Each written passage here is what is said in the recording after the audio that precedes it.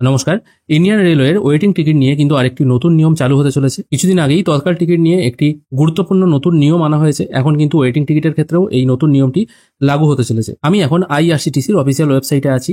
আগে যখন আপনারা ট্রেনের টিকিট বুকিং করতেন তখন দেখা যেত একটি ট্রেনের যা লিমিটেশন আছে তার থেকেও কিন্তু অনেক বেশি পরিমাণে সিট আপনারা বুকিং করতে পারতেন। দেখা গেল যে কোনো একটি ট্রেনের রিজার্ভেশন সিট সংখ্যা হচ্ছে 500টার মতো, 500 কি 1000টা, আমি বোঝার সুবিধার জন্য 500টাই ধরে রাখছি।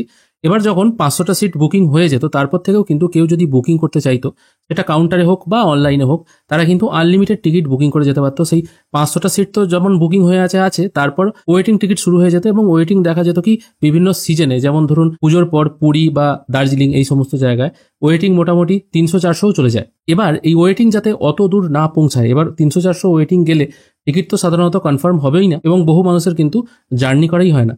এই যাতে দুর্ভোগগুলো হয় এগুলো মেটানোর জন্য এখন রেল সিদ্ধান্ত নিয়েছে একটি ট্রেনের যা জেনারেল টিকিট আছে তার 25% পর্যন্ত টিকিট কিন্তু বুকিং করা যাবে, তার বেশি কিন্তু করা যাবে না।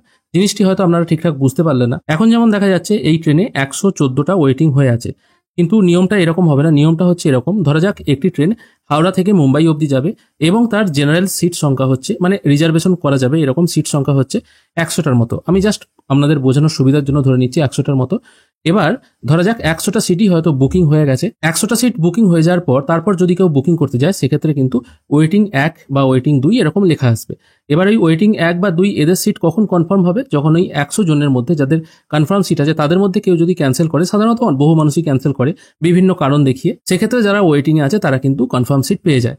কিন্তু এবার থেকে নিয়মটা চালু হচ্ছে এই 100টা সিট তার 25% কিন্তু টিকিট বুকিং করা যাবে। মানে 100টা সিট আছে, 100টা সিট বুকিং হয়ে যাওয়ার পর ওয়েটিং 25 অব্দি, মানে 100র 25% 25টাই হচ্ছে, 200 হলে 50টা হচ্ছে, এই 100র 25% অব্দি আপনারা কিন্তু সিট বুকিং করতে পারবেন। তার বেশি হয়ে গেলে তখন কিন্তু আপনাদের সামনে এরকম রিগ্রেট লেখা চলে আসবে বা নো সিট এরকম লেখা চলে আসবে। এটা যে শুধুমাত্র অনলাইনের ক্ষেত্রেই হচ্ছে তা কিন্তু নয়। আপনি যদি কাউন্টারেও টিকিট বুকিং করতে যান, যখনই ওই 25%-এর ওপর সিট চলে যাবে তখন কিন্তু আর বুকিং অ্যালাউই হবে না, তখন কিন্তু আপনি আর সিট করতেও পারবেন না। এবার এক্ষেত্রে সুবিধা হচ্ছে এই জিনিসটারই, 25% হলেও আপনি মোটামুটি একটা আন্দাজ করতে পারবেন আপনার সিট কনফার্ম হয়ে যাওয়ার চান্স কিন্তু অনেকটাই বেশি।